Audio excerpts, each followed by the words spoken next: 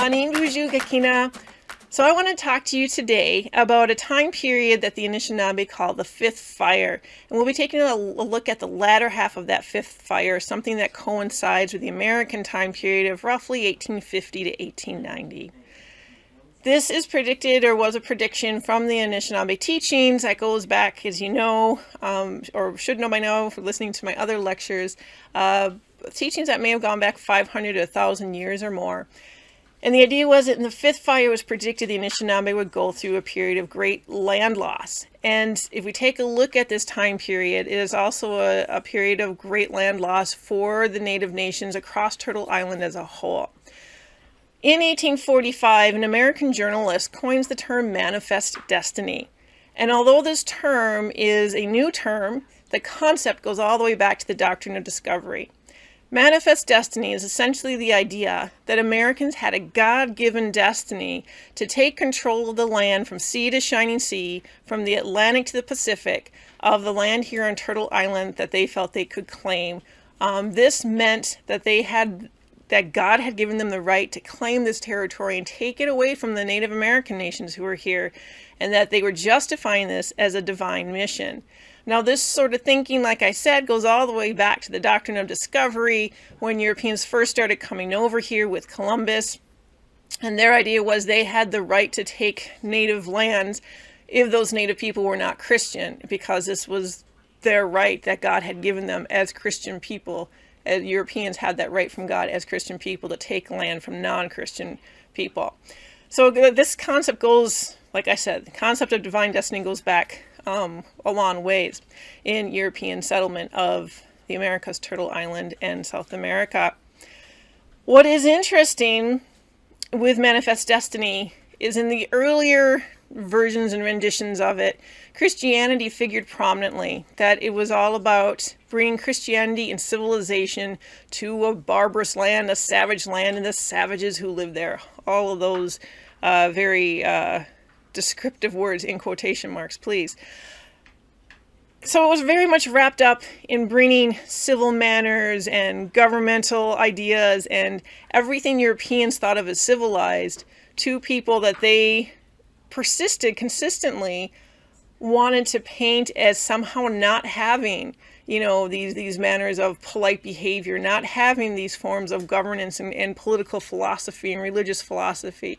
So many Europeans just ignored that. One person, Thomas Hobbes, was really famous for giving a critique of the tribal peoples of the native nations that Europeans were coming in contact with, and writes about them in the most horrific terms possible. But he had never, ever even traveled over to the Americas and met anybody who came from a tribal society. It was all in his head, but he was heavily influential, as were many other people, in depicting the native people as uncivilized, uncouth, all these awful ideas that went along with the term savages and civilization.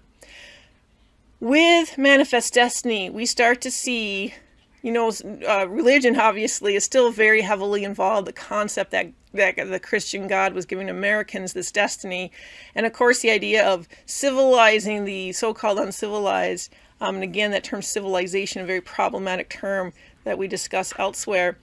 But Manifest Destiny itself starts to intertwine this narrative of civilization, a duty of civilization, and the mission of Christianization. Religion starts to blend in with scientific justifications too, because Manifest Destiny is not only based on Christianity and civilizing missions, it's also based on the concept of scientific progress and industrial development.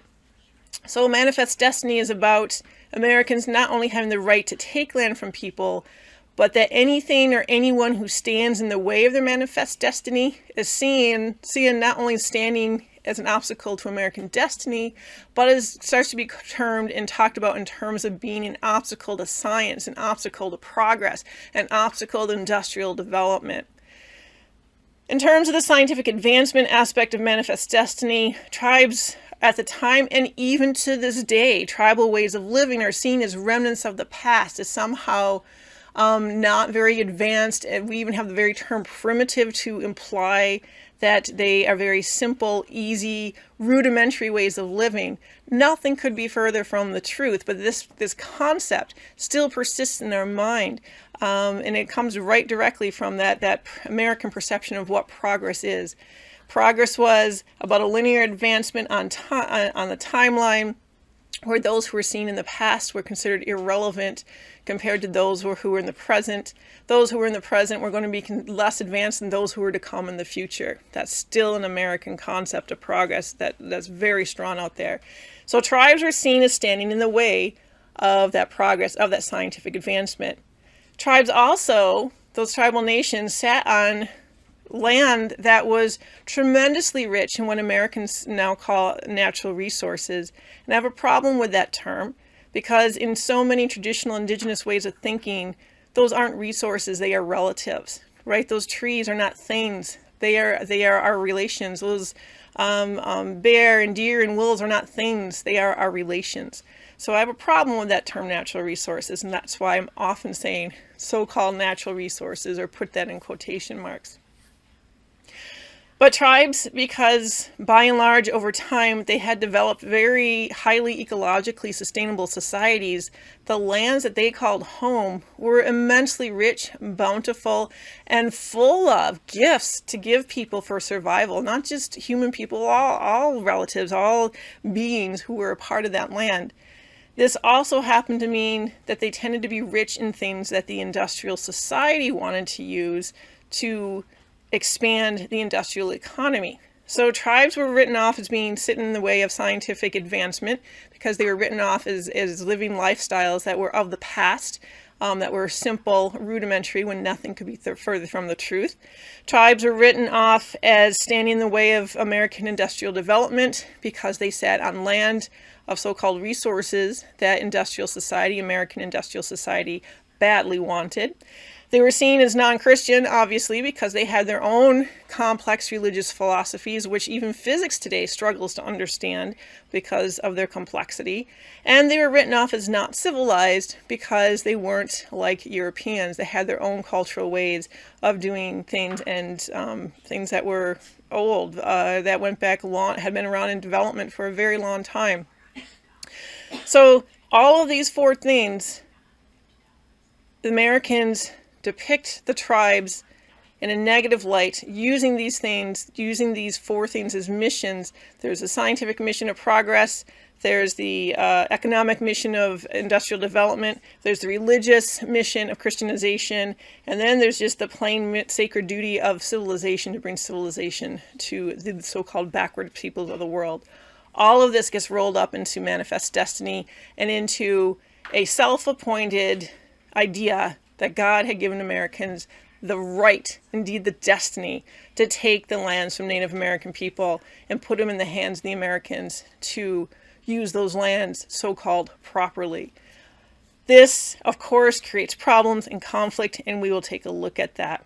It's also really important to note that in this concept of progress and manifest destiny, the Native American tribes, their cultures, most of their cultures had ethics that stood very directly in opposition to the goals of American progress, that the designs that came from that concept of American progress, on that the designs that the Americans started to have on native land. So if you see your land as consisting of relatives, of beings who are to be respected and who are, your teachers, that you learn as a human being from the beings around you, because as human beings we have so much to learn, and you respect those, and then you have a culture coming in wanting to take those beings and turn them into fodder and resources for the industrial machine, you start to see that right there's a fundamental difference, that any society that wants to justify takeover of those lands, they're going to have to first undermine